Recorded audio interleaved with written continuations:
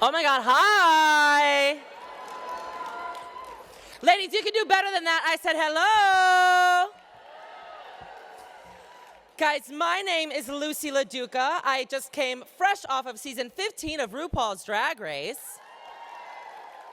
Thank you so much. Everyone thinks that your life changes drastically, but here I am in a carpeted convention center in Connecticut. So you know what?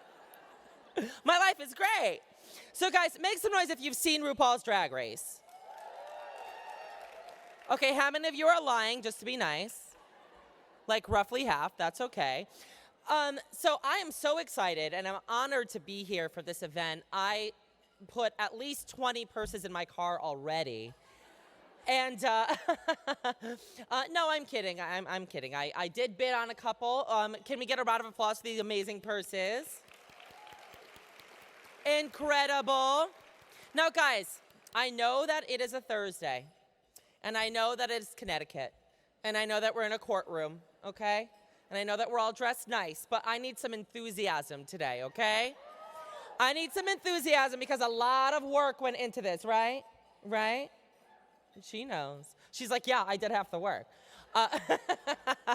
So, guys, on the count of 3, I want you to make as much noise as possible. Don't worry, nobody's gonna judge you, okay? Just pretend like you got tickets to the Beyonce tour. And if you do, that means you have a lot of money, so you better buy 18 purses today. All right, guys, on the count of 3, make as much noise as possible. 1, 2, 3. Okay, not bad. Not bad, Connecticut, okay? I can feel the Chardonnay running through your veins. It's getting there. Now we're gonna do half and half. We're gonna do a little competition here, okay? So here's the middle, left side of the room, as much noise as possible. 1, 2, 3. All right, right side, you're probably gonna win, because that was kind of lame. All right, right side of the room, make as much noise as possible. 1, 2, 3. Oh, that's okay. Left side. Right side. All right, now everybody. Amazing, amazing, guys. Now, I want that enthusiasm to the entire program here. We're here for an amazing, amazing cause, so I want that much enthusiasm and more. So please welcome Eric Harrison, President and CEO of United Way of Central and Northeastern Connecticut.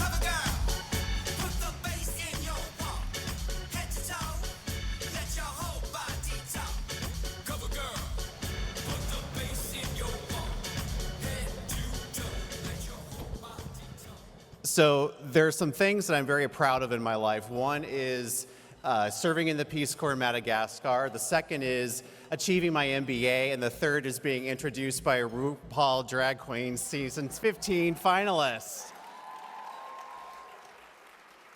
And I don't know who threw that in, but I was not expecting CoverGirl for my intro music, but I really like it. I really like it. Sets the afternoon. Thank you so much, Loosey LaDuca, for the warm welcome. And how incredible is it that we have Loosey, who's a finalist of RuPaul's Drag Race Season 15, and she is a Connecticut native, so give a round of applause for her. I hope you've all had a lot of fun. I know we will with Loosey today, and I hope she will inspire you to bid high and bid often in our incredible auction. But don't worry, we'll see Loosey again before the program concludes. So welcome to the Power of the Purse. I'm Eric Harrison, President and CEO of United Way, and I am just thrilled to be here today with all of you. So please note that our silent auction, powered by Robinson & Cole, is now closed. Thank you, Robinson & Cole, for your longtime support. So everyone should be receiving a text message. Click the link to see if you are a winner. All right, congratulations to all of our auction winners today. You can pick up your auction items at the auction checkout tables following the event. It just really touches me to be here, just in my first year here at United Way, to see how many local professionals have gathered here in this room in celebration of Women United's mission to support the financial empowerment of local women and their families. Can you give a round of applause? Over 10 years. It's a very impactful group, and this group has been committed to helping women and families in our region achieve financial security, and we're proud that we've been able to achieve this together. It's just a tremendous turnout. So without further ado, I would like to acknowledge the two women who are currently leading Women United, Chair Erica Dean and Vice Chair Jen Shanley. Can you just stand up and wave your hands here at table 6? Thank you so much for your leadership, Jen and Erica. It's a really exciting time for our United Way right now. We are approaching 100 years of service to the community.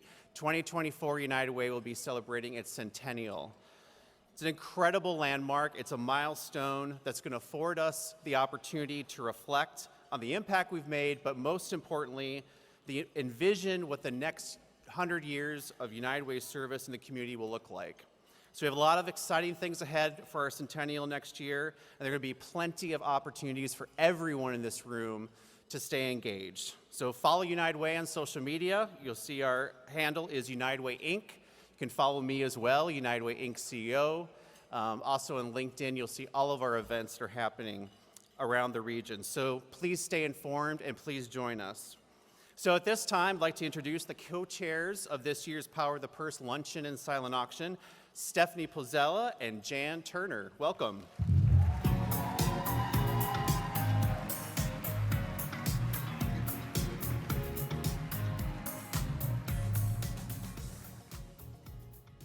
Hello and thank you.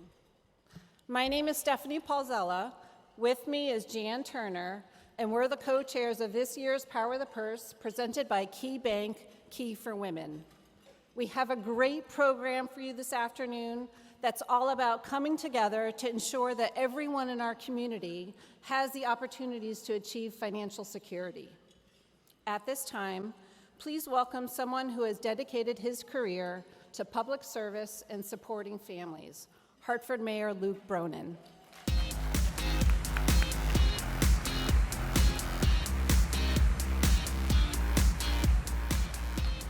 Good afternoon, everybody. Thank you so much, Stephanie and Jan. It is beautiful to see this room filled once again for the Power of the Purse. Let's start with a huge thank you to the team at United Way for the work that they do all year round to lift up our communities, to help families achieve financial security. I just want to talk for a second about some of the things that the United Way has done that I have seen in our community make a difference. And I know you probably know all this, but it's worth saying. So this year, the United Way was part of a coalition, was working to expand the earned income tax credit here in Connecticut, something that was successfully done in the legislative session that finished at midnight last night. Fought hard for the creation of a child tax credit, which didn't get over the finish line, but is the work we have to do ahead. But beyond that advocacy work, it's the United Way and United Way volunteers, part of the VITA program, that have helped make sure that 13,000 individuals and families were able to file their taxes and claim the rebates and the tax credits that they're entitled to. That's brought $20 million back to families in our region because of United Way's support and because of the volunteers that make that possible.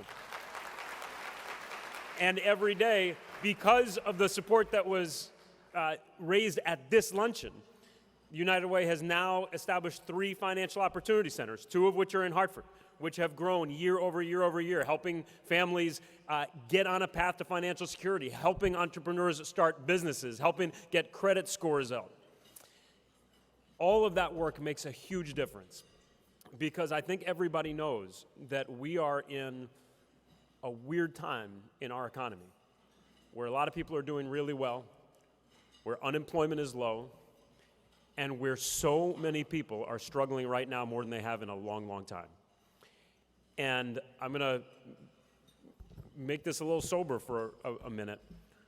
If you look at eviction rates in our city and in our region, they're back up not just to pre-pandemic levels, but way above that. And what that means most of the time is that single women-led households, often women raising kids, are losing their homes because they can't make ends meet.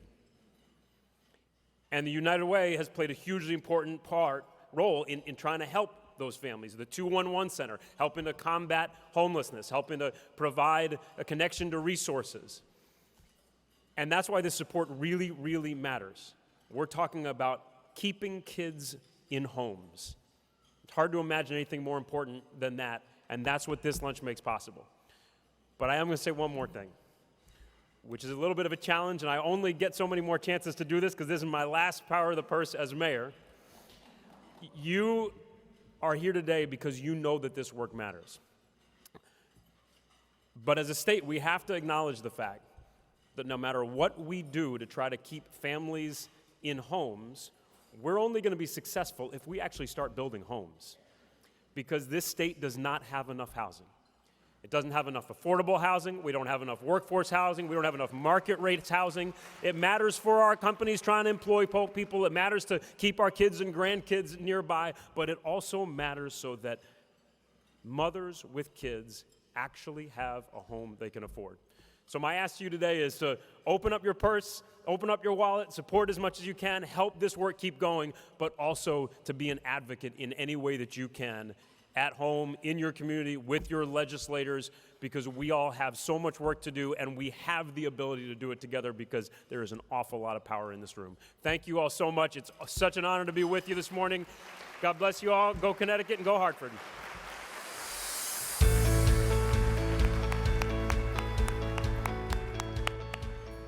Thank you, Mayor Bronin, for that very, very powerful message. So welcome to the 12th Annual Power of the Purse. I'm Jan Turner, and it is such a pleasure to be here with you as a co-chair of this fantastic event this year. And I'm equally excited to be a member of United Way Women United, which is a network of global philanthropists who are committed to improving the community conditions where we live and work. So our program today, as the mayor said so well, is about the power of your purse, donating critical funds to ensure that women and families can achieve financial security. So in Connecticut, there is a growing population of people who identify as Alice. And Alice is asset limited, income constrained, and employed. And that's a United Way coined acronym for folks who basically are living paycheck to paycheck, struggling to make ends meet. And they have a tremendously difficult time funding basic necessities. It could be housing, it could be food, it could be health care, childcare, transportation. And the long-term impacts of the pandemic, including record inflation, have made circumstances even more challenging for families all across Connecticut. And it's worth noting that of the more than 40% of households that are struggling to make ends meet, nearly 3/4 are headed by single women. So United Way's vision is a community where all families achieve financial security. And it's going to take all of us to make that happen. This organization is uniquely positioned to enable change, in part because we have the support of everyone in this room. We hope you will join us in helping families achieve financial security today. So at this time, it is my honor and pleasure to introduce Tiffany Mazer, representing our presenting sponsor, KeyBank, Key4Women.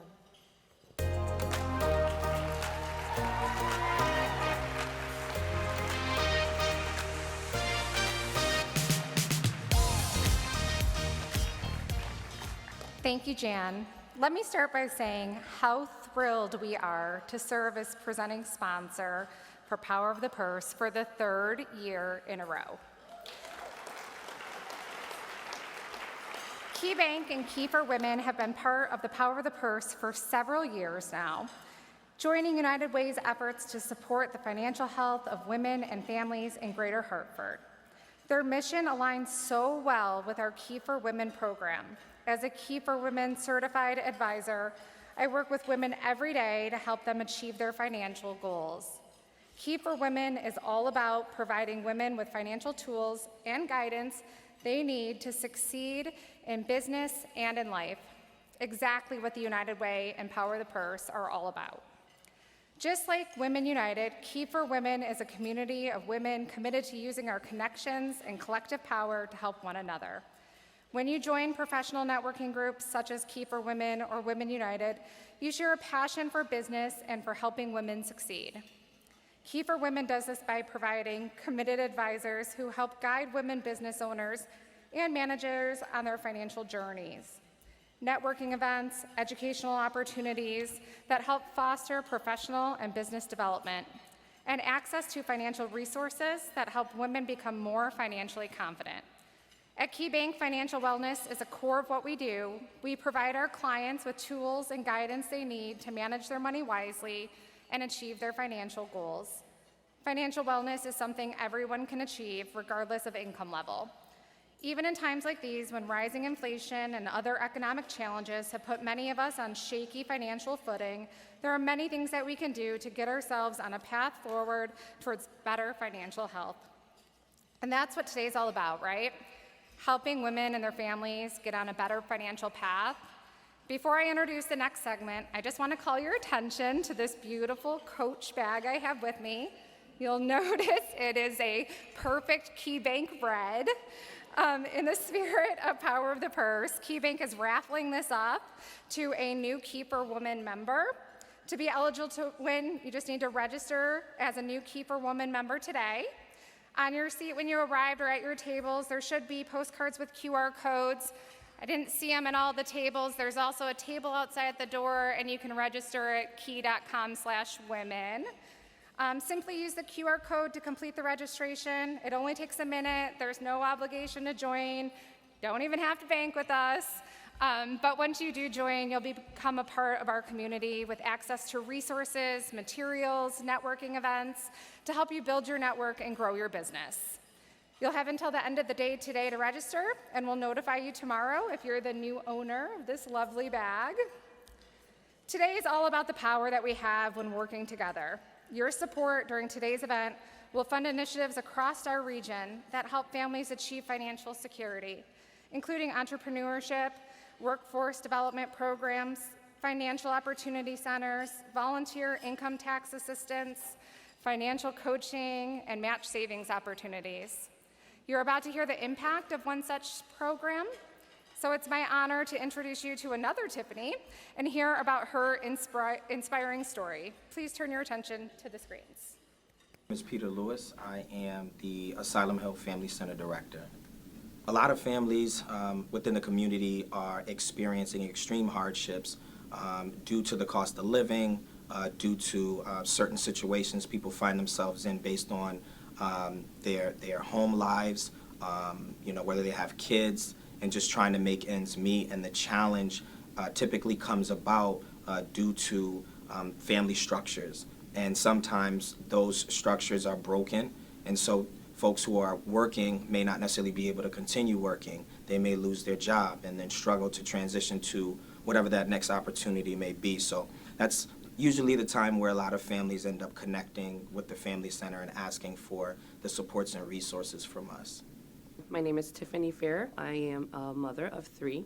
I have 2 girls, 1 boy, my husband as well, and they're 12, 2, and 3 months old. When COVID hit, I work at a law firm in Farmington, and it's a foreclosure law firm, so they had closed. So I was stuck at home with a newborn, and since I have my personal business, which is called Amore to Paint, so I do the paint and sip. I used to go to people's houses, and I had no means to go to people's houses because we were, with COVID. So I started making art kits for people. And then after that, I decided to open up my business. I decided to try to help other small business owners as well. So I started creating pop-up events. So in one of those pop-up events, I met Denise, which she's part of Catholic Charities. She introduced me to the entrepreneur program and basically invited me in. Each client that has gone through the program has come out feeling like I understand what I need to do in order for my business to thrive, in order for myself to be able to save, figure out what budgeting looks like for the business that I have. How can I actually support individuals in my community, but also be able to support myself. And so a lot of those individuals are able to not only start their business, get their business licensed, but also they're in a position where it's thriving, where they're actually making a type of revenue. What I would say to a person that's financially struggling, just to not give up and just keep going, to not listen to the noise around you and to the people that try to knock you for what you want to do. You know, just if you're feeling strong about something that you believe in, just go for it.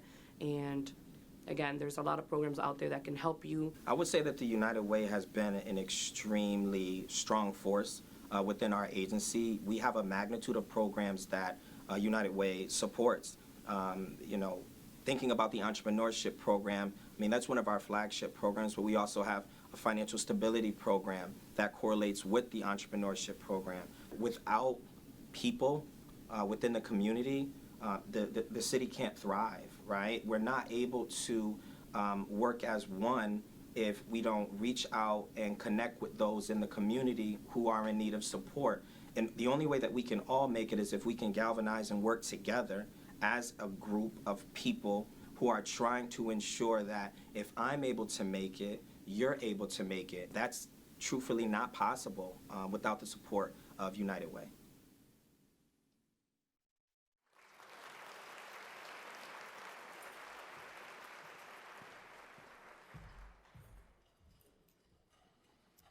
What an incredible story. Thank you, Tiffany, for sharing it with us today.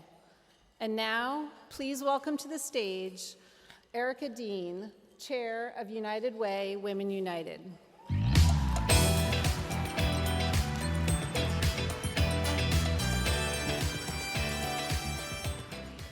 Good afternoon, everyone. Oh, let me try that again. Now, Lucy challenged us to keep the energy up. Good afternoon, everyone. Thank you. All right. Nice. Thank you, Stephanie. Can we have another round of applause for our Power of the Purse co-chairs? Thank you. Great.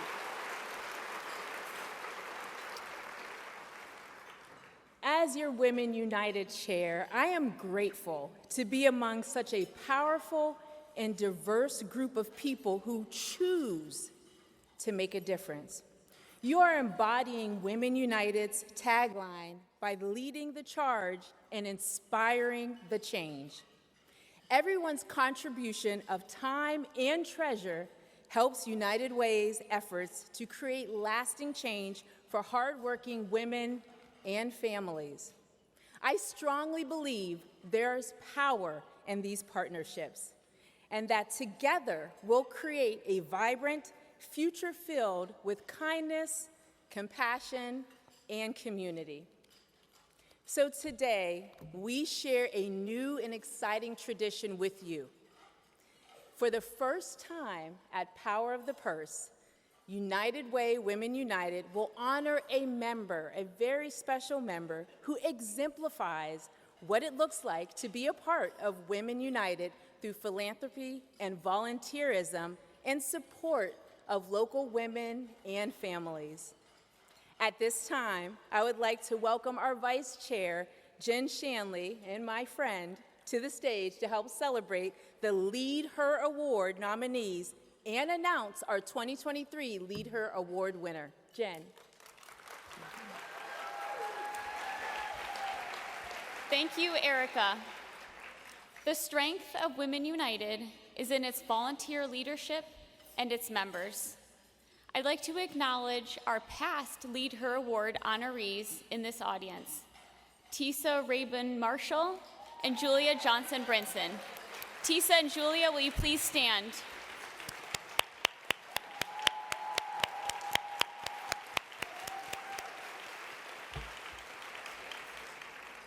And now, I'd like to present the 2023 Women United Lead Her Award. Candidates of the Lead Her Award are Women United members who truly exemplify what it means to serve the community. Our nominees are Suzanne Cormier of the Hartford, Julie DeLuca Collins of Go Confidently Services, Jocelyn DeMeo of the Hartford, and Melissa O'Hara of O'Hara Solutions Group. And the 2023 Women United Lead Her Award honoree is Melissa O'Hara. Melissa, please come to the stage.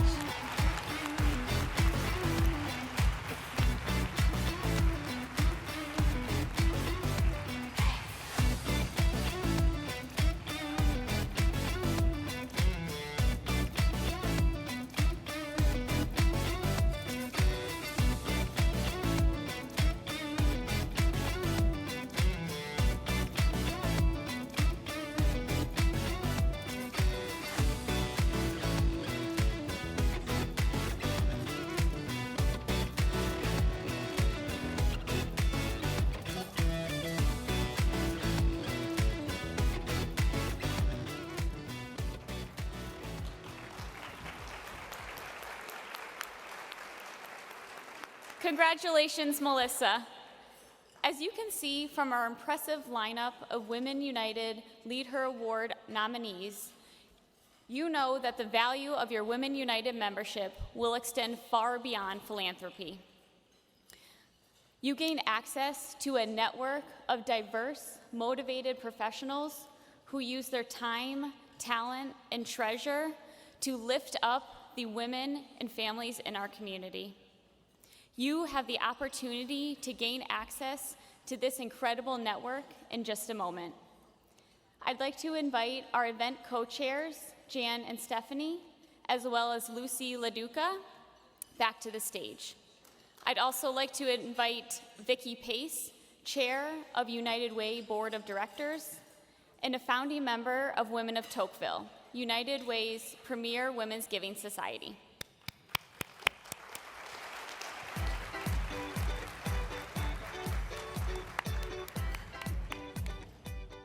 Thank you, Jen. And what a fantastic opportunity this is. Congratulations again, Melissa. I want to invite each of you now to join Women United by donating $250, $500, or $1,000.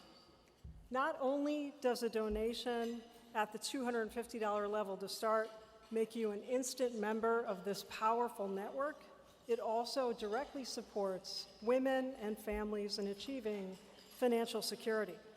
So we have a bold goal today, because who doesn't like bold goals? We want to raise between now and the end of the program $90,000. And I want to thank the Hartford for taking the lead to power today's purse with employee donations and a company match totaling $31,000 toward our goal. So I invite all of you to join the generous employees of the Hartford by powering our purse now. So, I just want to say really quick, if you're not donating enough, I will shame you publicly. So we're going to get to that goal of $90,000, or they're going to have to drag me out of here, okay? I didn't put all this stuff on this morning to not reach the goal, all right? So we're going to make it happen. all right. So let's get it started. So there are 3 ways to give. First, you have donation cards on your table. They look like this. All you need to do is fill it out and then simply hold it up. And one of our volunteers with a yellow lanyard will come around and pick up that card from you. And if you prefer to use your mobile device, you can simply follow the instructions step by step on the video screens as we read them aloud. And then third, you can scan the QR code on the video screen to automatically be linked to the donation form. And if at any point in time today you have any questions, you have any trouble, all you need to do is raise your hand, and one of our volunteers in a yellow lanyard will be happy to help you. So over to you, Stephanie. Thanks, Jan. Let's get started. I invite you to click on the welcome link you received via text this morning. If you didn't receive one, text keyword POP2023 to the number 243725. Once you receive the link, click through and press the blue Donate Now button. Click on Support Women United and select an amount, or select Other and enter an amount of your choosing. If you're interested in becoming a member of Women United or renewing your membership, there's no better time than now. Our Power of the Purse theme this year is Show the Power of Your Purse. We invite you to contribute at whatever level is most comfortable for you. Once again, volunteers in yellow lanyards are here to help you. Just raise your hand if you need assistance. Great. So as we're watching that purse, what I'd love to do is share with you some information about Women United. Over the last 12 years, Women United has raised more than $2.2 million through Power of the Purse. Let me repeat that, $2.2 million through Power of the Purse. And here's what we've made possible. So as you can see on the screens, I'm going to review some of this information.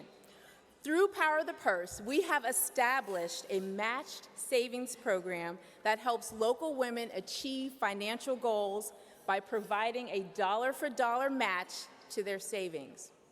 To date, and I know for a fact this number was updated as of this morning, 5,680 people have gone through programs and services offered at the Financial Opportunity Centers.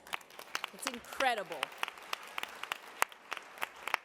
Some of these individuals are with us today, and many more have achieved some impressive milestones on their financial journeys, such as securing better housing, including the purchase of a home, buying and repairing a car, paying for college courses for themselves and or their children, or starting their own businesses, like Tiffany, who you just met in our video earlier.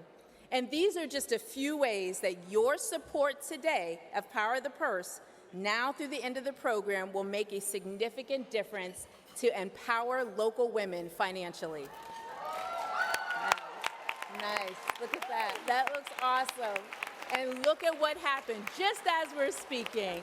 Thank you. Another round of applause, please. Thank you. Thank you so much. But we won't stop here. So the rest of what I'm supposed to say says, will you please help us now and continue to give and donate to support this organization? Thank you. That's right. Bold goals get bolder.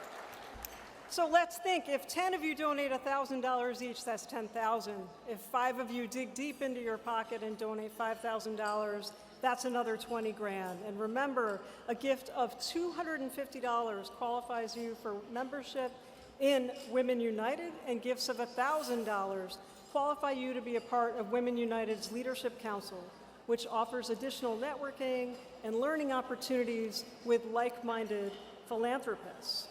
So I want to make a nice pregnant pause here as I look around the room, and I'm looking for Lucy. It's over there. Oh my God, hi. Lucy. How's it going? It's amazing. I've strong-armed several women into donating lots and lots of money. But we hit 98 really quick, right? So I'm thinking that we have a new goal. I'm thinking we could probably get up to 120, right? I feel like we could get up to 120 real easy. I saw some of the cars in the parking lot, okay? You all have money. You all have money. A lot more than me, okay? I couldn't afford more fabric for the skirt. That's why it's so short. Do you understand? So dig deep into those pockets or your new pocketbooks that you just bought for me. And I want us, where are we at right now? Do we know? Do we have a number? The number. Bold goal, 90. We already hit that. We're already up over 98. I know that. It was 98 last time. It was 98 last we saw. Well, I want to get up to 120, or I'm not gonna leave. And they're gonna have to charge us extra for overstaying our welcome in ballroom C or whatever this is.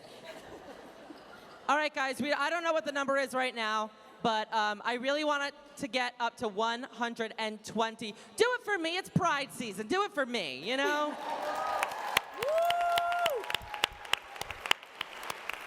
Oh, guys, we're at 103, and we got to get to 120, okay? I know you got a couple bucks to throw around.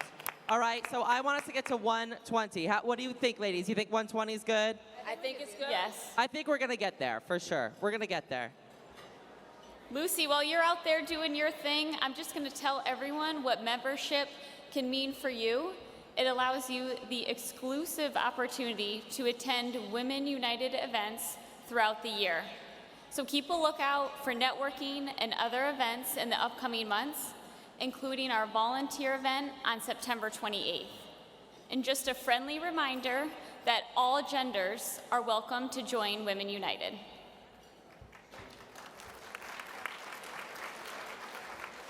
Hi, folks. My name is Vicki Pace. I am proud to be the chair of our board of directors for this United Way, and I've also been a long-term member of Women United. And I'm also very proud to be a founding member of the Women of Tocqueville, which is led by two fantastic co-chairs, Paula Gilberto and Susan Dunn, who are in the room today. As you can see by the screens, we've made a lot of progress since our ask last year for folks to join us in Women of Tocqueville. And so I would like if you would all, for the Women of Tocqueville, if you would all stand, please, so the group could acknowledge you. They're out and about. Vi, where are you? Stand up. There you go, girl.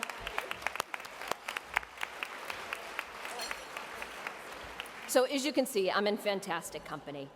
All founding members of Women of Tocqueville have made a commitment to our organization by pledging $10,000. And of that $10,000, they've committed $5,000 specifically to support United for Alice. Lucy, where are you? I'm right over here. Listen, this is the really bold ask. We need more folks to join us in Women of Tocqueville. So I would encourage you, please. The need is urgent. You've heard all of us talk about the needs in the community. If you have the wherewithal and the means, we would love for you to join us. The work here is important. It's meaningful. So please, if you can, we would love to have you join us in Women of Tocqueville. You hear that, table 44? I'm looking at you, okay? We need more people to join Women of Tocqueville. We're at 104. We could do better than that. I really think that we can, okay? We can do better than that. I don't do math, but if a bunch of you donate a bunch of stuff, we'll probably get there, right? Right? Yes. We're gonna get to our goal. I can feel it. I can feel it in my skirt. 120 to 104. We're not far, folks. Lucy, We're not far. Lucy, you may have to change that again. Change what? To change the 120? goal again? Let's not get crazy here. Let's get to 120 first. Why not? And then we'll see. I mean, if we hit 140, I'll take my wig off, okay? Not that I'm wearing one. This is my hair. Because I bought it, so it belongs to me. Lucy, I think the back of the room wants to offer some stuff. The back you might of want the to head room? back there. Yeah, I don't know. I think they sat back there because they think that they don't have to donate if they're back there. And I don't really like that. I feel like they should donate some more. Ladies, are we donating back here, or are we just sipping on our decaf? What's going on? Did we donate? We did? They're all terrified of me. I'm sorry. I'm sorry, ladies. But you did donate, right? Maybe donate like $5 more? Like $5. That's like one Starbucks, right? If everybody donated $5 more, we'd be in really good shape, actually. Because I think there's 37,000 people here. That's not bad. Not bad. I'm going to keep working on these ladies back here. Thank you, Lucy.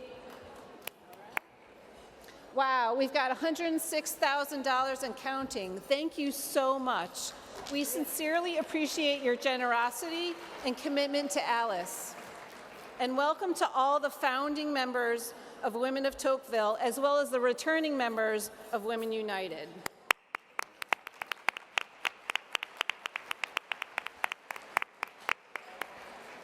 You're all philanthropic leaders who have raised the bar in creating lasting change for local women and families.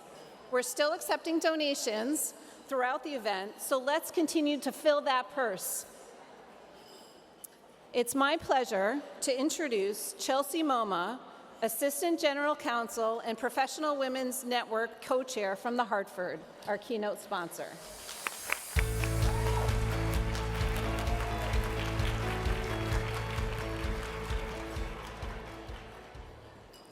Thank you, Stephanie and Jan. I am so proud to represent the Hartford in this capacity today. I am grateful to my fellow colleagues who contributed through the matched gift, and to the dozens of colleagues who are here in the audience. The Hartford is proud to be the keynote speaker sponsor of the Power of the Purse, and to also partner with United Way as we work to provide equitable opportunities and outcomes for our neighbors in the capital city. I am honored to introduce this year's featured speaker, Jessica Bruder. Jessica is a journalist who reports on subcultures, economic justice, and other related issues. Hailed by The New Yorker as an acute and compassionate observer, Jessica reports on social injustice and the dark underbelly of American capitalism. Her book, Nomadland: Surviving America in the 21st Century, documents the lives of transient elderly Americans who gave up or lost traditional housing and now travel from job to job as temporary workers.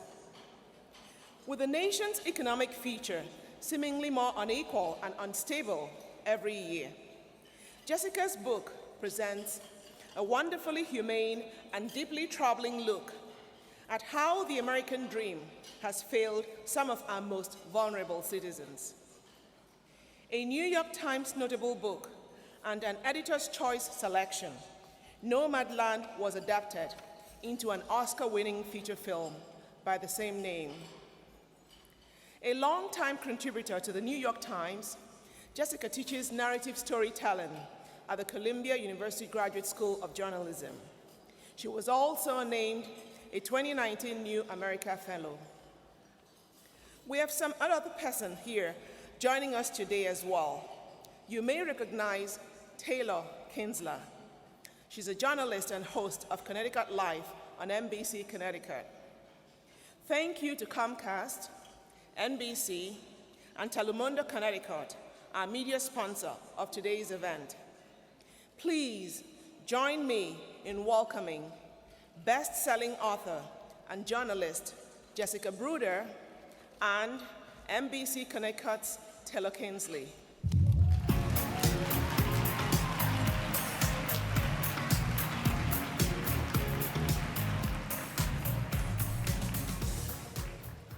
Hello. Hi, Taylor. Did they tell you we had to follow Loosey LaDuca? Oh my gosh, no. But I feel like we needed choreography. We needed better outfits. I know. I'm so sorry we We'll let do you our down. best. Well, I first want to say that it is such an honor to be sitting next to Jessica, and she deserves a round of applause before we begin this conversation. Her reporting and her work is remarkable, and she's telling stories that are often underreported and that really matter, and so thank you for the work that you do. Thank you. I'm also so excited to be able to support the mission of United Way. As someone who grew up in New Bedford, Massachusetts, I regularly volunteered with and worked alongside chapters of United Way across New England. It's an honor to support the mission, but no one understands the mission more than Jessica. So I want to go back to the very beginning. This is something that you have covered extensively, and throughout your travels, you have seen the changing landscape of the housing crisis. And language is so important to you as a writer and as a journalist. But the people that you met do not consider themselves to be homeless, but rather houseless, which I think is really interesting. So can you kind of elaborate more on that and really your findings throughout this 3-year journey? Sure. Well, when I first heard the word houseless, it was completely new to me, but it didn't take long for me to figure it out because capital H homeless has such a stigma on it. It's one of those words that doesn't really mean what it means anymore. So when people told me they were houseless, they were doing two things. One was they were being literal in that they didn't have a house, but they did have a home of sorts. They had an improvised home. They had transportation and shelter in a vehicle. And they were also taking agency and saying, I'm not willing to be a victim, I'm not willing to accept the stigma, and I'm not going to accept that. And I want you to look at me as an individual person. So I was down with that pretty quickly. And it was cool to figure that out. But there are just so many, there's a whole language out there, from boondocking, which is camping off grid, to driveway surfing, which is staying with your family and having them throw a cord out. But it was amazing out there. I kind of had to learn how to do it a little bit. When I was first writing Nomadland, it wasn't Nomadland. It was a magazine story for Harper's. I had never written for Harper's Magazine before. I admired it. They told me, we can put you in a hotel for 2 nights in the Arizona desert where a lot of the work campers gather. I said, I'm not getting anything in 2 nights. I borrowed my friend's tent. I got a rental car. And it was really cold in the desert in the middle of the winter. I think a lot of the work campers kind of adopted me. And I did submit my shower receipts with my expenses when I was done with the project. So I didn't get the van until after that. I was lucky enough to start it as a book project. That's when I got the van. I got to go undercover with Amazon's Camper Force program. I worked at the sugar beet harvest. And just spending so much time, people wanted to ask me when I came home. They said, you're a solo woman on the road. Do you have a gun? Do you know Kung Fu? I don't. I didn't. And I felt so guilty that I had nothing to say to them. So I would say there was one danger, and then they would lean in. And I said, caloric hazard, because people tried to feed me too much. I mean, the culture of hospitality, even among people who had so little, people who were often pushed out of the workforce because of ageism, people were pushed out of their homes because of rising rents, because of 2008, just because of retirement finance being kind of a hot mess in America. People who are racking up medical debt because our healthcare system is really suboptimal. People who, I followed people all the way to Los Algodones, Mexico, AKA Tooth Town, or the Molar City, not to be confused with Detroit's Motor City, to get dental care and eye care because it's so expensive to do that in the US. So spending time among these people who were so generous to share their stories with me, to teach me not only how to live out of a van, but to think creatively about how to move forward when obstacles have been put in front of us, really changed the way I live, and I'm grateful for it every day. That's what I think is so remarkable about your approach to storytelling with this particular topic, because you were not writing from a hotel room. You weren't writing from an office space. You were with this community of people, and those people embraced you. In telling these stories, and especially because this book was then adapted into a film, what I think is incredible is that the people you met, the stories that you told, they were able to represent themselves in this film, which is incredibly uncommon, but it was something that both the director wanted, and I'm sure you wanted as well. Yeah, I mean, talk about empowering, because we live in such an ageist culture, and we live in a culture of silos, where it's like, maybe you're an attorney, maybe you're a musician, you do one thing, and that's your identity, and then you do it less well, supposedly, and then you're not productive anymore, so you're just kind of over here to the side, and then you're not with us anymore.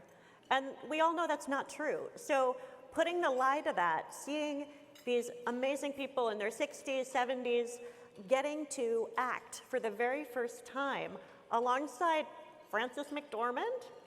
I mean, it's really, these things don't happen. It was incredible getting to accompany Linda and Swanky, 2 of the main people in the film, who I also followed around for 3 years for the book, getting to help them get ready for the Oscars. It was like sending my elders off to the prom. It was the coolest thing outside of journalism I think I've ever gotten to do. So yeah, really unusual circumstances, but they did it. They showed us all that this sort of ageism silos is a myth, and they just killed it, so. And it's so beautiful, not only to see that, but to see your words then appear on screen. What was that process like? Crazy, because when I'm out in the field, I am totally by myself. It's me and a notepad and a pleather jacket from Target and maybe a bandana and some warm socks and a notepad, because I'm really old school. So getting out there and being with a film crew, I was out there as an extra just to check it out when they reenacted an event called the Rubber Tramp Rendezvous, which I had initially reported on in 2014. It's this skill share where work campers get together and tell each other how to live on the road, everything from how to do stealth camping, which is basically how do you stay in an urban environment without being detected. Maybe you make your car look like a utility vehicle, you put a ladder on the roof, you have a construction helmet somewhere, all sorts of urban camouflage, to how to get that dental care by being a medical tourist in Mexico, all sorts of skill shares. So they were recreating it from 2014 when there were only 75 people, we think. We don't know because they didn't want to count, because nobody wanted to have to pay for a permit for the gathering. So going out there and just seeing how they worked, how, you've got the art department, you've got the director of photography, it's just amazing seeing this team come together. And it really underscored for me how many hands it takes to lift a story. And that was really actually pretty exciting, so. That's amazing, and obviously so much has changed since you wrote this book. But let's talk about the pandemic, the crisis implications surrounding the housing and poverty. Many of the financial supports that were in place early on have expired. So what is next, if you can even answer that question? And should we be considering solutions for those who are living a nomadic lifestyle? Yeah, so first of all, COVID was just a mess for people who lived in vans. I mean, imagine being told by your government that you should stock up on 30 days of food if you don't have the money to afford 30 days of food or anywhere to put it because you live in a van. Reminds me of when I was reporting in Texas and they said, oh, if the tornado comes, go in the basement. I was just like, this is a camper van, it doesn't have a basement. I mean, just getting around. The only advantage was that they could leave hotspots pretty easily. But you know, I know Sylvie Ann, who was in the book, if anybody's read it, convalesced with COVID in her van. I mean, it's not easy stuff. So it's interesting. When I started reporting in this space, people weren't talking about hashtag van life, and none of this was glamorized at all. We could talk about that at length another time. But people were really seen, and communities really saw them as something that should be abolished or swept under the rug. And I think that has started to change a little. I think we're still seeing it, but there are people paying attention right now because vehicular residency, it is the fastest growing form of homelessness or houselessness that's happening now. And the interesting thing is, if you have a vehicle, if you have that shelter and you have that transportation, so many people opt for that because otherwise their shelter was the biggest experience. So they can afford other necessities once they're doing it. But if you take that away from them, the gap between having a vehicle where you're safe and dry and you can keep your things and just feel more whole, the gap between that and street homelessness is so vast. I think one of the reasons I spoke with, the people I spoke with called themselves houseless was because capital H homeless scared the daylights out of them, both the stigma and the reality. So there are groups that are actually starting to acknowledge the kind of people I met as people rather than a problem, and I think that's really great because if you just try to knock them out, it's not helping them, particularly if they end up out on the street. Now there's this annual Vehicular Residency Summit where academics and attorneys are coming together with members of that community. Bob Wells from the book and the movie, who started the Rubber Tramp Rendezvous, he has the Homes on Wheels Alliance. So there are people paying attention and actually trying to help people stay in their vehicles, at least, because again, it's so much harder to bounce back if you lose even that temporary shelter, that shelter of last resort. I was listening to a podcast recently of one of your book talks in Brooklyn, and you were talking about how our society values property over people. Do you still believe that is the case today? Yeah, I mean, one of the things that freaked me out was when I started looking at all of these laws all over, just in cities across the country. And a lot of these cities had sleeping bans in vehicles. And I'm saying, okay, well, wait a minute. My car can stay there, but not if I'm in it. What's up with that, right? In my mind, that does say that we value property over people. And again, it's discouraging, but I'm glad that more people are starting to shine a light on it because I think it's got to change. And in your research, I mean, there was definitely a focus on women, and I'd like to know what you feel needs to be done to maybe change some of these inequities and to help them, because so much of your storytelling was based around that. Sure, and a lot of, it's funny, people ask me, did you do it about women on purpose? Because there are so many road stories about men, most of them, you know, whether it's On the Road or William Lee Teetsmoon's Blue Highways, they're all dude stories. But the reason I did it was because that's who I saw out on the road. And a lot of these women had outlived their husbands. Because of the gender pay gap, they got lower Social Security than men. And, you know, they were on the road. They had been told that, you know, back when they grew up, one income was enough to float a household. They were told, you get married, that's for life. And they weren't raised in an atmosphere where it was, you know, they were going to be the earner. Many of them did the unpaid work of caregiving, whether for kids or their own aging parents. So suddenly, many of these women found themselves without a safety net. Husbands died, just shelter became too expensive. And, it was just astonishing how many people I saw coming together on the road. So we still, as you know, because you're here, have a lot of the same issues at play right now. The gender pay gap is huge. Women are still earning 82 cents to every male dollar. It's a problem. People are now, I'm kind of excited about something called pay transparency, which sounds like a boring thing to be excited about, but it is exciting. But it's exciting, right? Because I feel like in the corporate culture, there are so many places where salaries and how people are promoted, where that's all kept under a shroud. Do you know what I mean? And if that shroud gets lifted, it's one of the things that could have the most power to shrink the gender pay gap. There have been studies that suggest the pay gap could shrink as much as 30 to 40% if that became more ubiquitous, just people talking about what they make. So that's pretty cool. Obviously, more flexible schedules, since women are often the caregivers, and that is unpaid labor. And mentorship is another thing that's huge. And it's another, there are many reasons why I'm thrilled and grateful to be here, because I'm an admirer of the work that you come together to do. But there are so many women networking with other women here to uplift them. And I think that's just a huge part of helping women, thrive in the workplace. So those are some areas I'm looking at.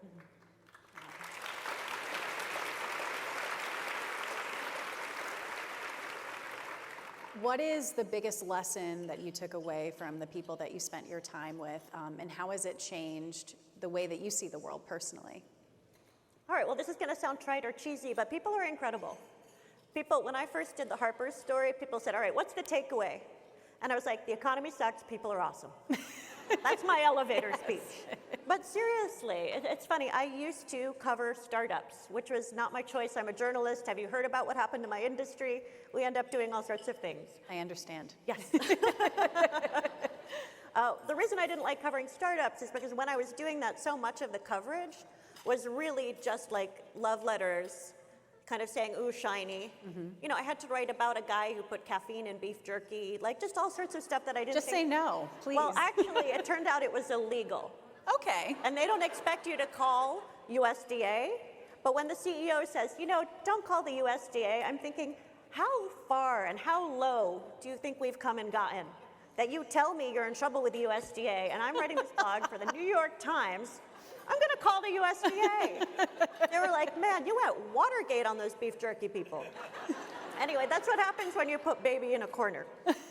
But in terms of people being put in corners, these people are incredible. So many of them, at my own parents' age or older, who never imagined being on the road, who never imagined being nomadic, who managed to not only find a way to do it, but to create community around it.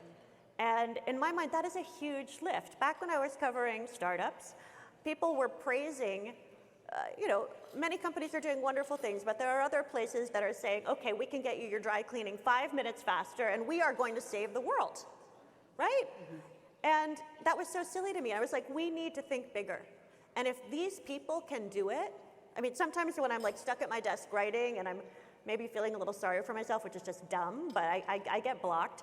I'm like, oh my God, if Linda May could work in that Amazon warehouse for another 5 minutes when her wrist is all mangled and she's like been sent to the hospital, I can keep my butt in this chair, yes, listening to my tunes and write another chapter. Mm-hmm. So again, for me, it gave me something. Nobody should have to be that creative and resilient, but looking at what they've done, it's just really changed my outlook on a lot of things.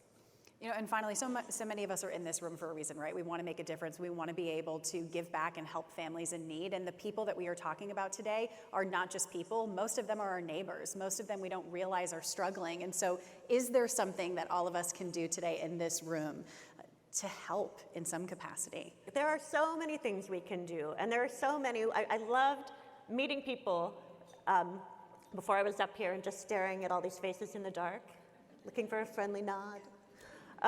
But you all have different skill sets and different talents, and finding a way to share that with the world. It's a relief that I can write because there are a lot of things I don't do well, so I'm trying to do my thing in that way. There are so many places that need volunteers. You can do that. So many of us are fed up with politics, and yet we need to not get disengaged. We need to go to community meetings. We need to vote. We need to run for local office. That's something else I would be terrible at. There's a very long list. We can learn CPR. We can get training for defibrillators. I want to do Narcan training. In my community, the opioid epidemic is pretty awful, sometimes on my block. So there are tons and tons of things we can do. I think really your creativity with it is the only limit. And the last thing I'll say in terms of what we can do is keep talking to strangers. I know it got harder in COVID when we were all masked, but we're never going to learn anything if we're always talking to people like ourselves. And some of the best opportunities to make change, I think, come when we get out of that comfort zone. So thank you for what you do. I know you all care about this and don't need to be told how to do it. And I appreciate you, and please keep doing it. You're making a difference. And you are making a difference as well. Please keep telling these stories. They matter, and you matter as well. And we so appreciate your time and for sharing this experience with us. So thank you. Thank you, Taylor. And thank you all. Thank you.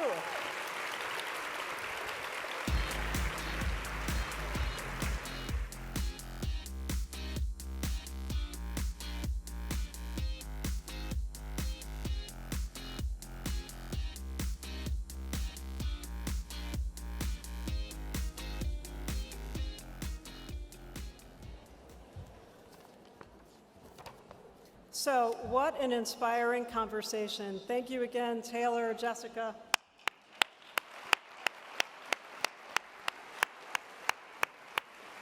So I had a few key takeaways from that discussion, and I'm sure each of you in this room have your own.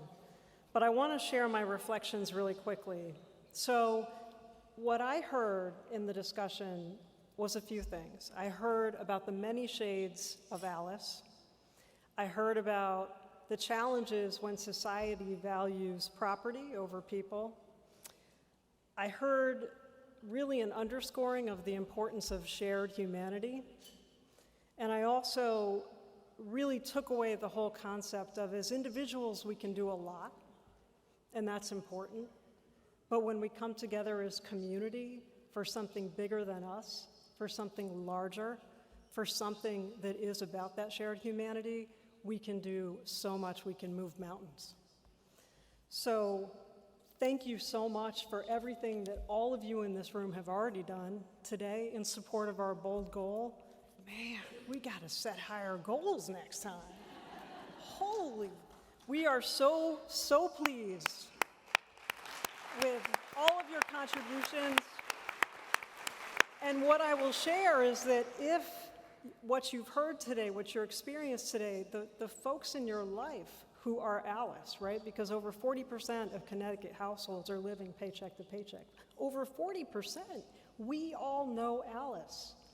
And if you haven't had a chance to think about making a contribution today, no matter how big or small, I encourage you to live united with us and take a moment to text keyword POP 2023 to 243725 and use the power of your purse to help fund our mission of ensuring that local Alice women and their families can achieve financial stability.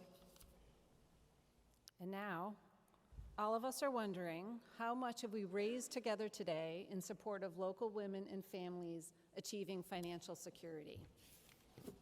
As of right now, we have raised, oh my God, $344,000 and change. Woo-hoo! Tremendous. Thank you so much for your generosity.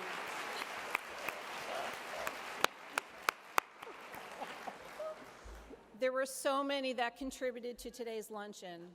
Our digital program book highlights our sponsors, table leaders, event planning committee, and the United Way team that made this event possible. To learn more, simply scan the QR code on your schedule of events card to access the digital program book. A big thank you to our sponsors, presenting sponsor KeyBank, Key4Women, keynote speaker sponsor, The Hartford, networking sponsor, Pratt & Whitney, welcome sponsor, Travelers, Auction sponsor, Robinson & Cole. Media sponsor, Comcast, NBC, and Telemundo, Connecticut. And platinum sponsor, Collins Aerospace. I'd also like to recognize all our gold, silver, bronze, and table sponsors. Let's hear it for everybody.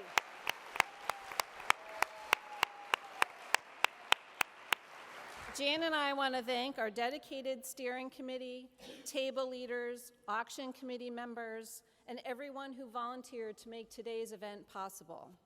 Will our volunteers please stand? Thank you.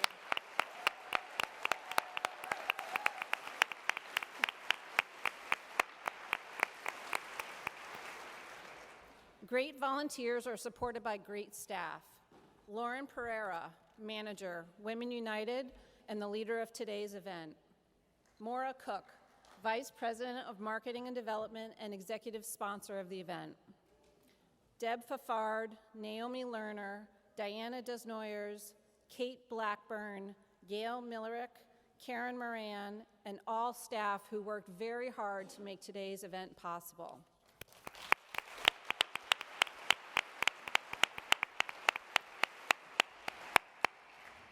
I want to thank the Hark artisans who handcrafted the beautiful purse centerpieces you see in the center of your tables. We are grateful for our ongoing work with Hark and the opportunities to collaborate on projects together. You already applauded for them, but how about another round of applause for these amazing artists?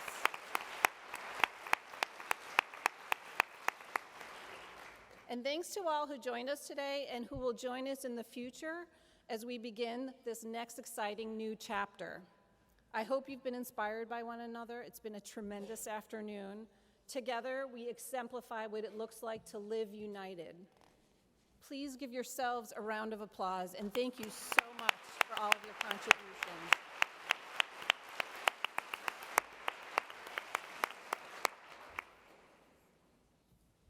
In closing, please continue to partner with us. We hope you have joined or renewed your Women United membership and look forward to seeing you at future United Way events.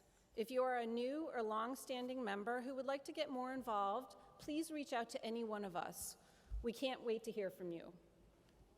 And I know it might seem like a little bit of an odd thing to say, but we want to invite you back to the 13th annual Power of the Purse, and you can remember when it'll be because it's on June 13th, 2024. And we want to announce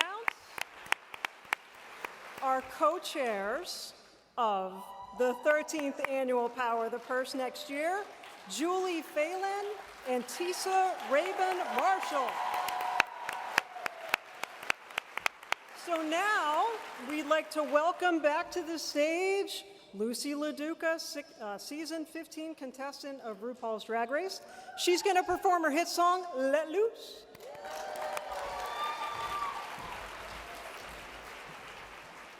Pretend you haven't seen it yet. Let loose, I said let loose. You're holding it together, baby. What's the use? Let loose, I said let loose. I'm giving you permission, you got no excuse. I'm a queen of the thunder. I'm taking over forces. It's time to turn up the music and put on your dancing chair. Now the synthesizer takes you as you toss your head, loosen up your bodies and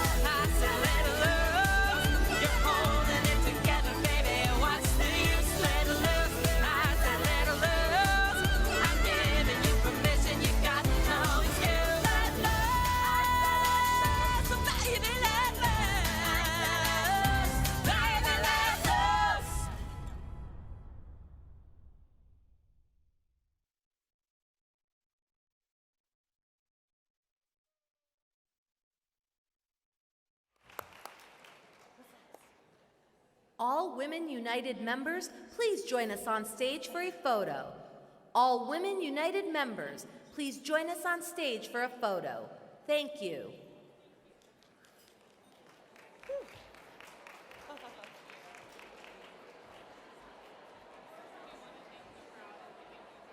That'll work.